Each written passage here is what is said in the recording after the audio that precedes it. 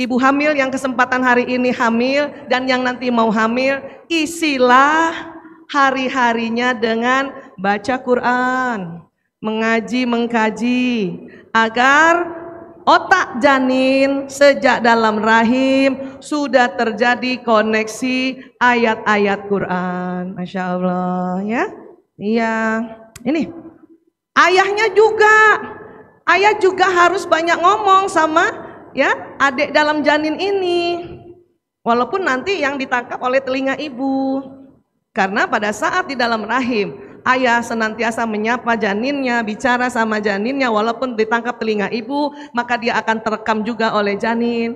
Maka terkadang ya, siapa pernah punya pengalaman ini, setelah lahir menjadi bayi, nangis kenceng nih bayi, bapaknya datang, adek kenapa nangis? Diam bayi itu, karena punya memori di otak janin suara ayah. Yang cilaka kalau bayi itu tambah nangis pas bapaknya menyapa, malah tetangganya datang dia diam. Maksudnya ibu RT, ibu RW yang menemani ibunya hamil 9 bulan, dia kena. Kalaupun ini bukan anak pertama, anak kedua, dan kakaknya sering bicara, walaupun ditangkap oleh telinga ibu, maka suara kakak sudah terekam di dalam otak janin. Nah ini, ya, nggak heran generasi alfa itu sering disebutnya apa? Digital native. Ya, kenapa? Karena dari dalam rahim saja sang ibu sudah menggunakan media gawai, media gadget. Dan pas lahir orang tuanya begini.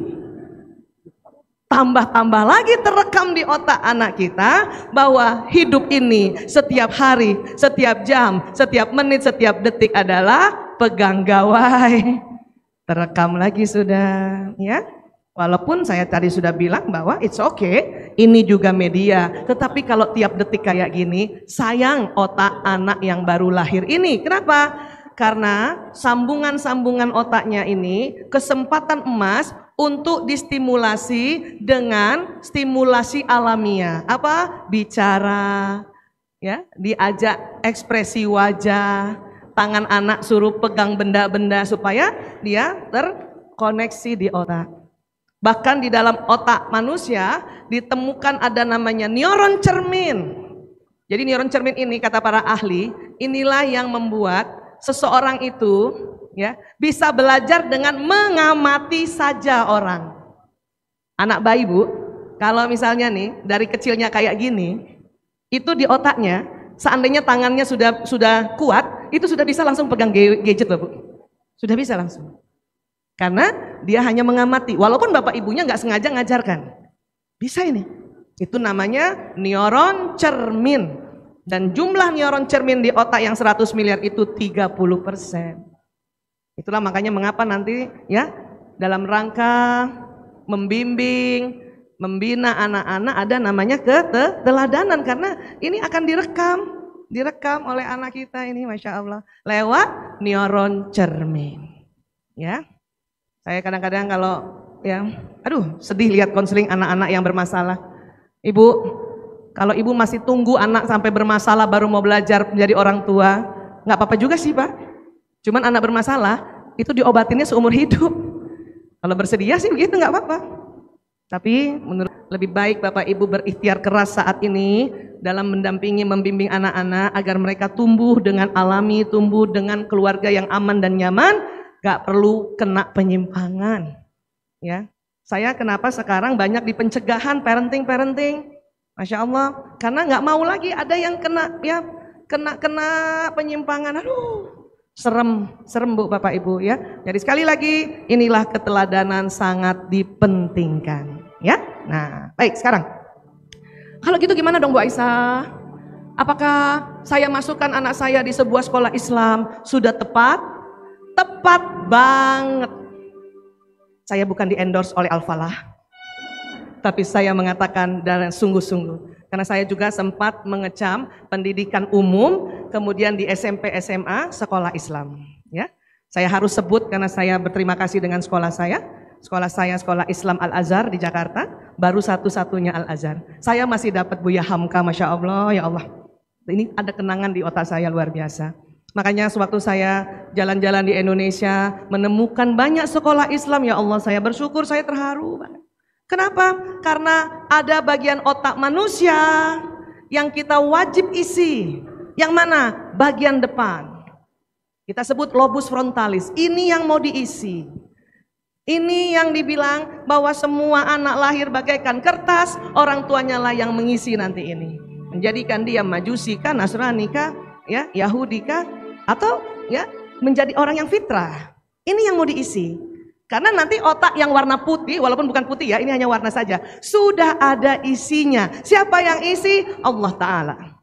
Sudah ada programnya, sudah ada data-datanya. Termasuk di situ bakat, watak, dan cara-cara otak itu untuk kita bisa jalan, meloncat, menoleh kanan kiri dan sebagainya. Tapi yang putih-putih ini ya, itu ada isinya. Yang merah ini yang mau diisi. Ini yang mau diisi ya. Dan yang diisi selain warna merah ini, ada tempat khususon. Yang mana? Yang paling depan. Yang mana Bu Aisyah? Belakang dahi. Pegang dulu belakang dahinya. Nah itu. Disitulah tempatnya kalau dalam konsep Islam, akal di situ. Kalau dalam kedokteran atau ya istilah dalam neuroscience, kita sebut prefrontal cortex. Terus mau diapakan ini? Ini yang mau diisi. Orang tua diminta, kalau kita bicara orang tua itu berarti pada saat anak-anak sudah usia sekolah, berarti bapak ibu dan bapak ibu guru. Para asatizah. Bantu anak untuk mengisi prefrontalnya dengan mengaji dan mengkaji apa yang Allah mau. Ini pelan-pelan kita masukkan dia. Allah maunya ini nak, Allah begini nak, Allah begini nak. Ya, Allah minta Rasulullah ajarkan kita semua nak. Kalau makan pakai tangan kanan nak. Nah, itu tuh mau dimasukkan itu. Bertahap. Agar apa? Terjadi di akalnya anak-anak kita, bahkan diri kita juga yang harus selalu belajar. Terbentuk memori prinsip-prinsip ad-dinul Islam. Seandainya Bapak Ibu taruh anak Bapak Ibu bukan di sekolah Islam, sekolah Islam apa saja ya, misalnya, Ibu taruh di sekolah yang memang dia tidak berbasic ad-dinul Islam, malah ya berbasic keyakinan lain, maka dalam otaknya anak akan terisi prinsip itu. Ini akan sulit nanti. Ya, akan sulit nanti pada saat besarnya untuk dia mencari lagi kebenaran, sulit. Ya. Teman-teman saya mohon maaf Koko sama Rendo, boleh sharing dulu. Rendo dulu. Rendo sekarang usia berapa? Boleh mic-nya di? Rendo usia berapa? Mic. IT. Nah, terima kasih. Ya. Rendo usia berapa? Oh, 30 tahun ya? Ya. Maaf, ya. Sebelum mu'alaf, agamanya apa? Kristiani Protestan. Oh gitu ya, iya, Protestan ya. Baik, waktu kecilnya diajarkan tentang prinsip-prinsip? Diajarkan. Iya, diajarkan. Ya, diajarkan. Umur berapa pakai narkoba? Seingat saya SMP Bu. SMP kelas 1. Kenapa pakai narkoba? Karena ingin diketahui orang-orang. Ditawarkan orang-orang? Iya. Ditawarkan orang-orang sekitar ya? Iya, di sekitar rumah. Jadi waktu itu karena ada orang di atas umur saya. Maksudnya kakak-kakak di sekitar situ? Iya, Bu. Iya. Kakak-kakak yang ada di lingkungan? Iya Bu. Kalau di Betawi istilahnya abang-abangan. Abang-abangan. Itu yang ajarkan kamu? Iya Bu. Maka diisi di otak Rendo tadi, ya karena lahir di keluarga Nasrani, iya. Isinya tentu arahan-arahan keyakinan itu. Ya. Tapi terus pakai narkoba isinya apa Pak? Arahan-arahan bandar narkoba. Berarti kan betapa luar biasanya di otak ini ya berkecamuk, ya Rendo ya? Iya. Dan setelah kamu pakai narkoba, kamu nggak ke gereja? Enggak. Enggak lagi sekolah minggu? Enggak Bu. Buka kitab? Enggak. Nah, tambah jauh. Isinya itu, ya. Oke. Berapa lama kamu pakai? 11 tahun. 11 tahun. Ya. Mbak Adel dari keluarga Islam, tapi ibu juga mu'alaf ya? Iya betul. Ya. Pertama kali pakai narkoba di mana? Di pesantren. Ada lagi kasus kayak gini, ya. Berapa lama kamu pakai narkoba sebelum kamu pulih? Kurang lebih 17 tahun. 17 tahun. Ya. Nanti sharing lagi ya? Iya Bu. Ya. Kebayang nggak? Sebentar. Waktu kecil diajarkan sholat? Diajarkan. Alhamdulillah, masuk di sini. Diajarkan puasa? Diajarkan. Iya. Diajarkan ibadah dalam Islam lainnya? Diajarkan. Ya. Tapi hilang juga atau terredam atau tertutupi dengan pengalaman narkobanya 17 tahun. Di sini nih.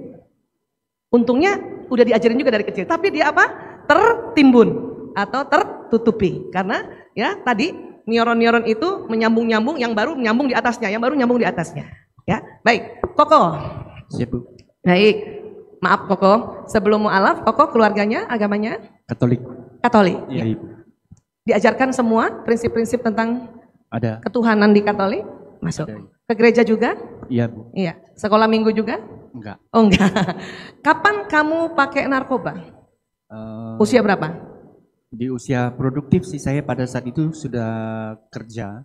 Sudah kerja? Eh, Ya, masih ingat usia berapa itu? sekitar 24 24 tahun ya. Berapa lama pakai narkobanya?